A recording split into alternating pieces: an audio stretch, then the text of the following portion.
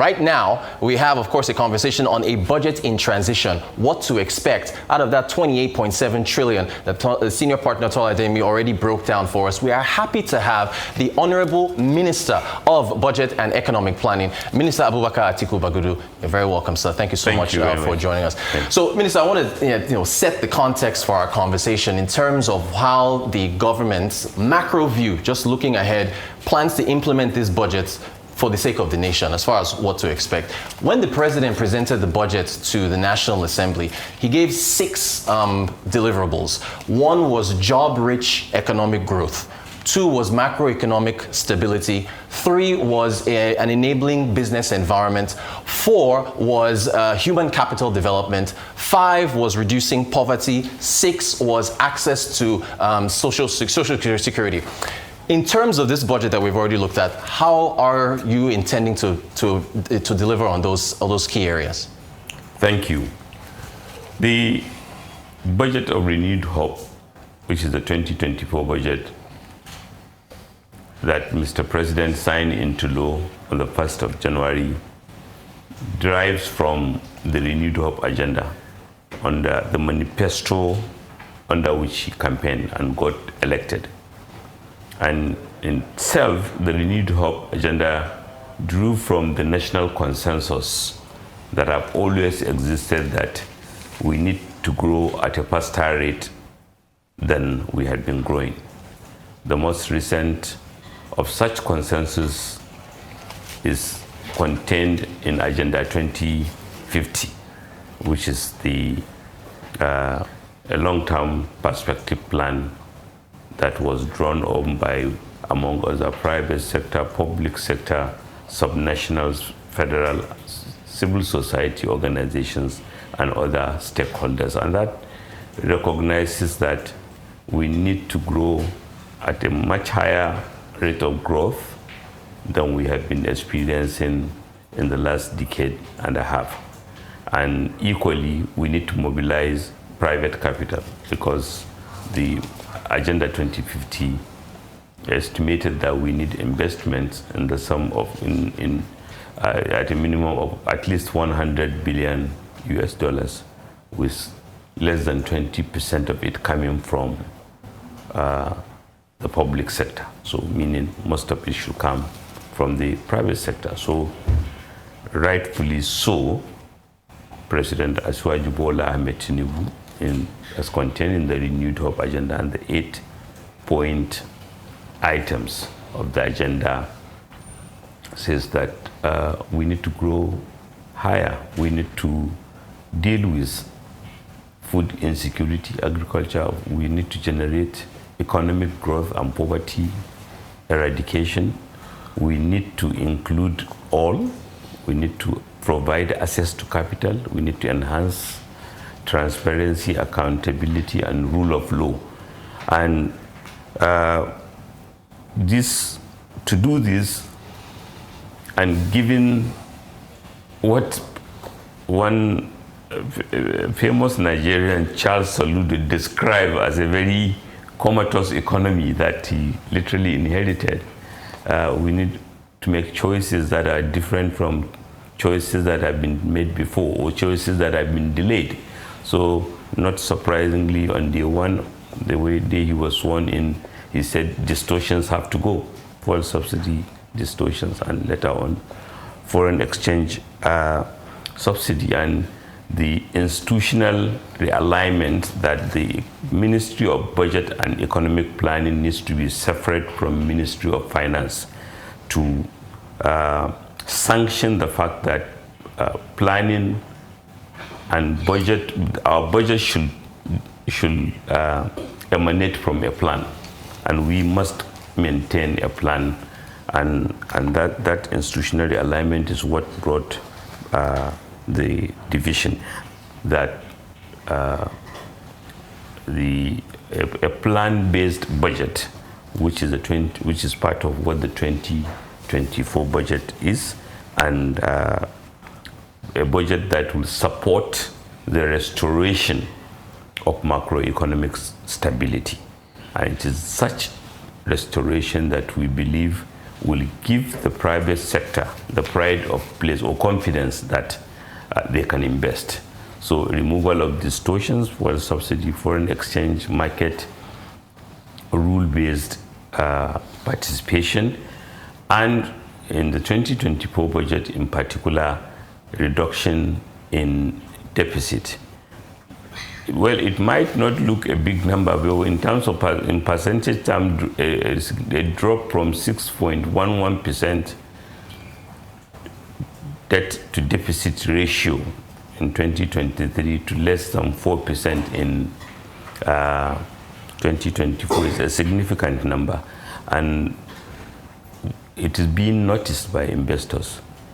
In all the three rating agencies around the world that have commented, that have improved their outlook on Nigeria, commented among others about that significant improvement. Equally, the budget provides for an increase in capital expenditure, which has been very difficult to achieve. The chart that was very ably presented by Tola showed an over 9 trillion naira. But that's even is understated by the fact that if you disaggregate the statutory transfers, they also have a capital element, which in total now will bring capital spending to almost 11 trillion. And that to us is very significant because that's about 39% of the budget. And what it meant is that we are putting money in the priority, more money in the priority areas, both in relative and in absolute terms. We have both in the supplementary appropriation that preceded the budget and in the budget provided more for national security and defense, so that those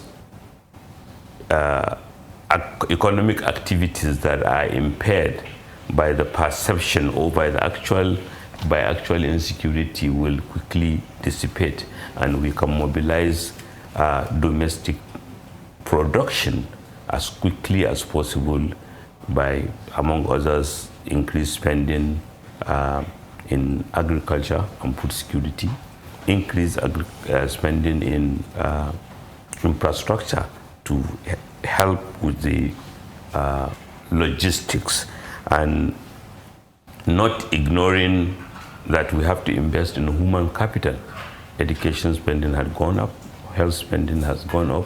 We have even provided, and Mr. President was very proud of it, a 100 billion naira school feeding fund, which is to support both the retention, mobilization of our children and remaining in school, and even begin to address the gray matter under investment, which is nutritional deficiency that is being experienced by a significant chunk of our populace. Equally, investment in housing, power, steel, as well as innovation. The science and technology spending has gone up, digital economy, and the creative economy, and as well as provision of funds that are to support the de-risking and de-risking of some sectors, and even provided the needed impetus for growth. Example, consumer credit, a 100 billion naira fund is provided to help mobilize and crowd in and de-risk consumer credit, so that the manufacturing sector can worry less about customers who needs to pay upfront. Minister, I just want to jump in here. Just real quick, you mentioned, my second question to you, of course, is, okay, you've got the vision, you have what you're planning to do, but then there's vision and then there's the reality, right? You mentioned domestic manufacturing. I want to use an example using defense. The 3.2 trillion that's been allocated, as was shown in the chart there, use whatever exchange rate you want, whether it's the 874 on the NAFEM window from yesterday or 1002 of the parallel market. it comes out to about $3 billion. The Chief of Defense Staff, General Christopher Musa, he was on Arise News. We had an exclusive with him after those unfortunate bombings, the accidental bombings in Kaduna, in that local government. And he said, and I quote, there is the amount that is allocated, and then there's the amount that we get. And he says, I was speaking to my colleagues on Newsnight, the segment that we had him on, where he said, I challenge you to ask how much is allocated. And he gave an example. And he said, for Tucano jets, the fighter jets, about 12 of them cost $600 million. If you add in other items that the military needs, you're pushing to almost $1 billion, right? So you've got a budget allocation, and that's recurrent expenditure and capital expenditure. I'm just lumping the two of them together, of about $3 billion, and yet just your equipment for the military is close to almost 30% of that amount, right? Without adding overheads and everything else. And he also said something very key.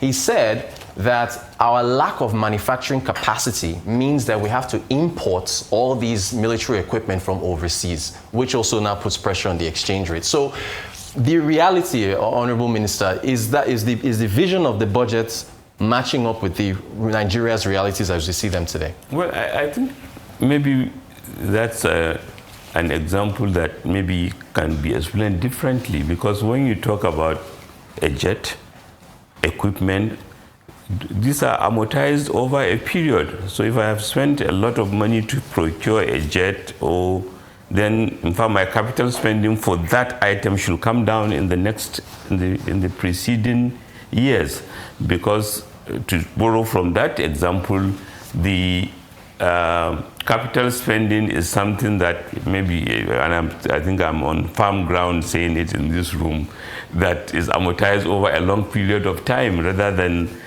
in just one budgeting year. What it calls for is maintenance and maybe now increasingly software upgrades. But if you are saying that maybe we need more spending, yes, I'm not, because our spending as a proportion of our GDP compared to other countries is still very small, which is a function of the fact that compared to countries that have close to collect 50% of their GDP as revenue, we are still collecting about 10%, even though a presidential tax reform committee has been put in place to take it to at least 18% in the next 3 years. So are we under spending? Yes. Okay, fine. More on the fundamentals in terms of the metrics for the budget. So exchange rates, I know we moved from 750 to like 850. You've got, I think you're looking at inflation for 2024 of about, I think it was 21% or so, at 28. And also revenues. Again, when the KPMG senior partner and CEO of KPMG West Africa was putting up the revenues, I have to ask you about the revenue side now. We are projecting 1.78 million barrels per day of production, right? Again, Arise News spoke with Mr. Heineken Lokpobore, Minister of State for Petroleum Resources, I think for oil, and he said you're going for 2 million, right? Now we did like 1.2 last year. Again, is that realistic? Are you realistically expecting to get to, maybe we can do 1.7 or even 2, and how are you going to get there to bring in the revenues to support this budget? We believe that our budget should challenge all of us to do better. People should work hard to even earn their jobs. We have done it before. We have produced to that level, and there's no reason why we should not. So, Mr. President's vision is that we should be bold, we should challenge everyone, and we are not callous in that assumption. We believe that the security gains that are being made, the efforts that are being made to check insecurity, and even other forms of tools that are being used to limit what is available for the Nigerian populace that are being checked will all bring to bear, as well as increased investment that proposals that we have seen and actual investment that have come in. We are confident that we will challenge everyone to ensure that we produce at least to that level. And having in mind that in our oil sector, there's production does not even count for the OPEC quota, but is nevertheless valuable and will provide equivalent to the barrels we are looking for. I want to ask you about stranded assets. It's been projected, I believe, by the chair of the Presidential Committee on Fiscal Policy and Tax Reform. Nigeria has an estimated, I believe, about 80 trillion of stranded assets, which could yield about 10 trillion of revenue on an annual basis. I want to ask you about the plans of Nigeria to utilize those stranded assets to bring in revenue, because I want to use Egypt as an example. Just last November, Egypt, by selling stakes in tobacco, steel, and other assets, Egypt has generated about $2 billion, and they're planning to get more.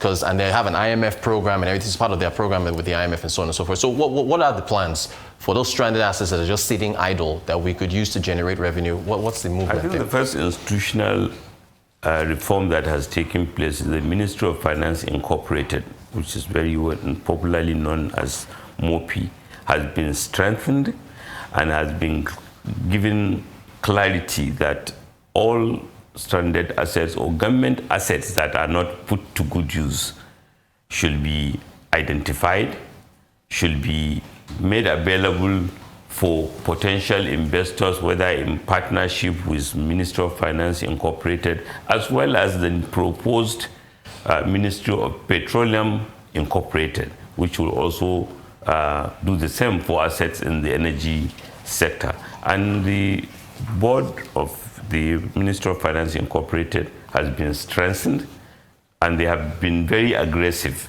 in the last few months in terms of doing identifying assets and marketing them to investors. So also want to ask you about the cost of running government, which of course has been brought up. You've heard all the headlines. I don't need to rehash the headlines to you, SUVs and things like that. How serious? I mean, of course, personal finance, you either want to raise your revenue or you cut spending to get what you need to do, get where you need to get to in terms of targets. So what are the concrete plans to cut spending in order to make this budget a reality? Well, the first one is it shows that we tamed the growth in recurrent, non-debt recurrent expenditure, which is a significant indicator. And we are interrogating all other contributors to the recurrent. But one of the major issues has been, over the years, growth in personnel cost. Even though there has been numerous reports, or a very significant report that shows that maybe we should have institutional realignment so that government efficiency will increase. And I'm sure in the 2024 fiscal year we will see measure to implement that, which will support further reduction. But a constraining factor, and it's always good to say that when, especially in a situation where you are fighting insecurity, you need more boots on ground, so as the saying goes. And because people are ordinarily posted outside or undertaking duty outside their normal postings, you will find that, again, allowances that you need to take care of them are literally become inflexible downwards. But that is not to say we are unmindful of more measures that can be taken. Mr. President, just to further demonstrate and warn that he meant business, just announced additional cost-saving measures by the president, vice president, and other categories of public servants. And we'll be seeing more of that during the year. Honorable Minister, how quickly do you think matters can move in order to get this budget going? Because the reason why I ask is that we're already in 2024. 2027 is an election year. So really, you've got this year, probably 2025. I can argue if 2026 things can get going. Is there enough time to make a significant impact with this budget on those 6 items I mentioned earlier in the country? Certainly. Certainly. The team is determined under the able leadership of Mr. President.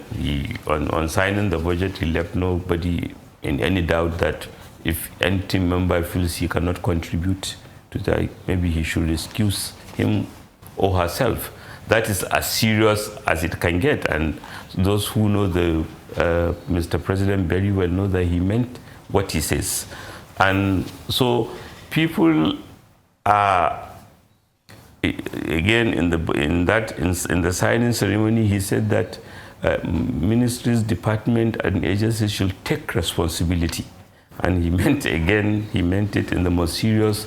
And these things are achievable. It just demands on all of us, particularly public officials, to ensure that we put in the extra effort to achieve those targets that are set forth, and they are achievable. Are the ministries, is there a handshake between the ministries? And I just, or are they working in silos? For instance, the ICT ministry, for example, the minister of, that is Dr. Bosun Tijani, you need electricity for what he intends to achieve with broadband connectivity, internet penetration, and all the things he wants to do with the ICT and digital economy. You need power for that. So and you are at the head of this as the Minister of Budget and Economic Planning. You're overseeing all this. So is there a handshake where Bosun Tijani is talking to the Minister of Power, Dilabo, and saying, hey, listen, this is what I need? Is there synergy between the ministries? Obviously, there are 2 coordinating ministers. A coordinating minister for the economy, in the person of Olewale Edu, who actually said I should offer his apologies. As we speak, I'm sure he's on a road, maybe between Kaduna and Kano, seeing what is happening to the road infrastructure as part of that coordinating mechanism, and as well as a coordinating minister for health and social service. There are structures that have even been brought in and enhanced for the team to work.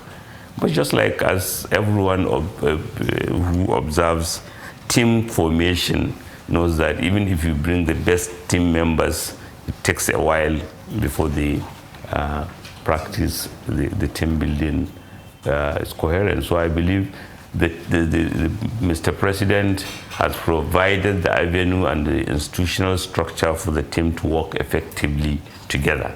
And the team are getting to know each other very well, and the teamwork is.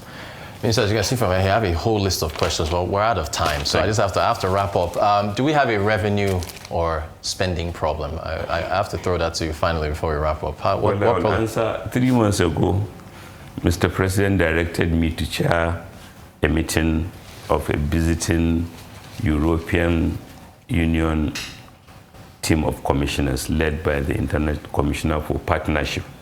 And while we are waiting for the program to start, one of our, on the Nigerian side, told her proudly how we intended to collect more revenues, moving it to 18%. She said she's from Ireland, and she said she's among the lowest in Europe at 30%. That we need to be quick, because sometimes taxpayers cannot understand why they are giving money to those who will not be able to collect revenues from their own people. So that's just, I think that underscores our revenue challenge has been there, and we have recognized it. We can do better, and we have a president who is very clear. He is very profound in the way he thinks, and his ambitions are realistic, and we believe we will double this economy, we will collect more revenue, even without increasing tax rates, so that public investment will improve. Minister of Budget and Economic Planning, Honorable Bagudu, we thank you so much for taking the time to talk to us today. Thank you so much, sir. Thank you.